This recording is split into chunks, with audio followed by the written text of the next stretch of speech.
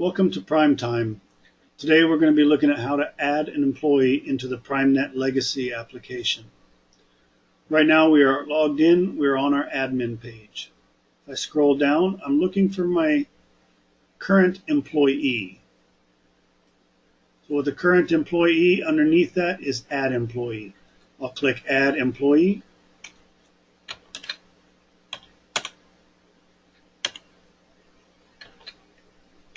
First name, last name,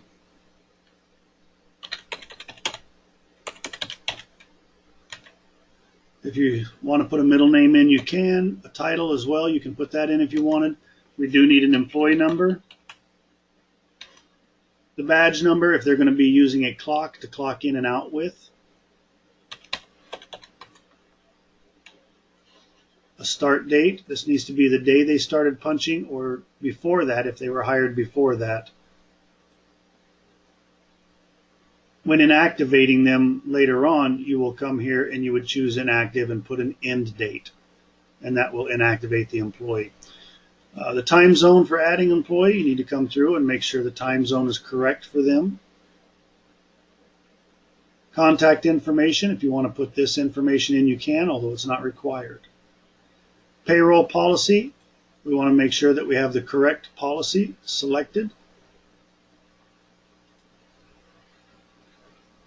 Whether the employee's hourly or salary should be selected here.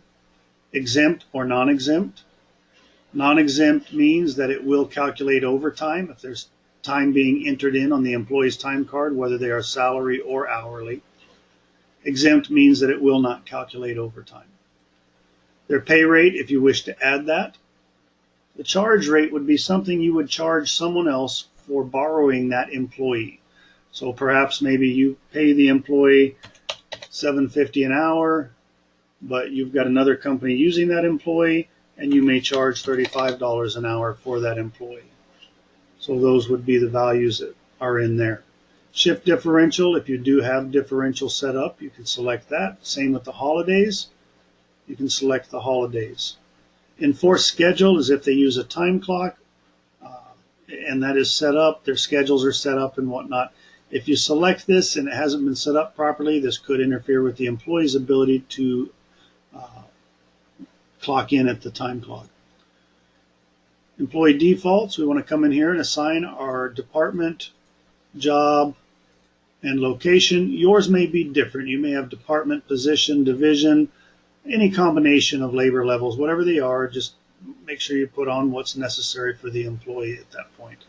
These are the defaults. When an employee clocks into a time clock, these are what's going to be attached to that punch so that you can then run job costing reports to separate hours and things like that. Employee benefits, if you have any type of benefit policy, so that has vacation, sick, personal, things like that, you would attach that here.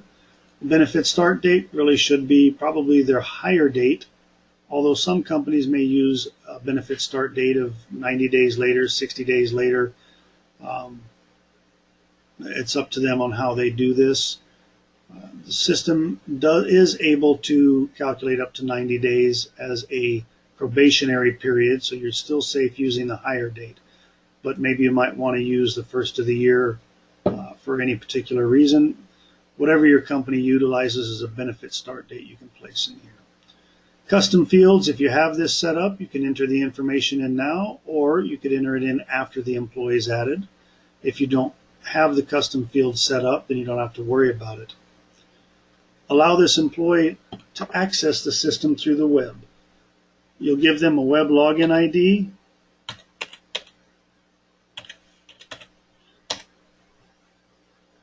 And I usually give them a password of 12345 to start with. That way, when you give them their login credentials, they don't have a question as to whether it's a capital 1 or a lowercase a or anything like that. Feature access template. It's employee that's clocking in and out, you're just going to use employee access. If you have a manager, you may select manager or one of the options that you see in here. Then you would click Edit and select the group or groups, or you could click one to highlight it, hold down your control button and click the others they're responsible for. Let go of the control button and click the arrow that moves them all over. If they're not a manager though, you just keep it on employee access. This will disappear once we apply. IP access policy. If you do have one of these, this will prevent the employee from clocking in anywhere except the IP address that you specify. With this being checked, the employee can clock in and out through the web for the IP policy press kit and whichever IP addresses are available to be able to do so through that.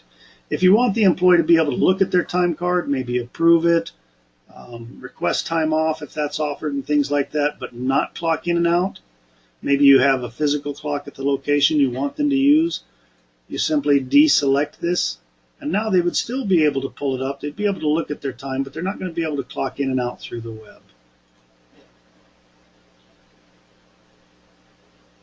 Timesheet submittal and attendance tracking.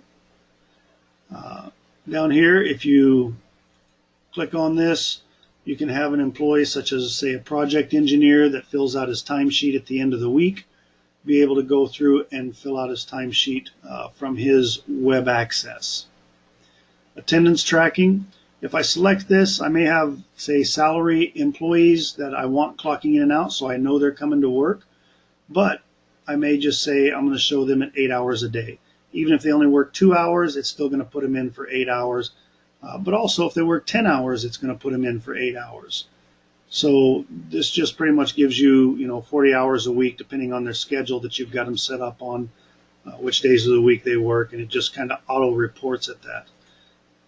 Otherwise, just go ahead and keep that turned off. The mobile punch zone, if you have this set up for the mobile app and you've got it set for geofencing, you can select the particular fence that you want them to use.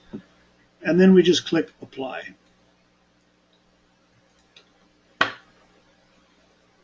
Let's see if I can set these in there right.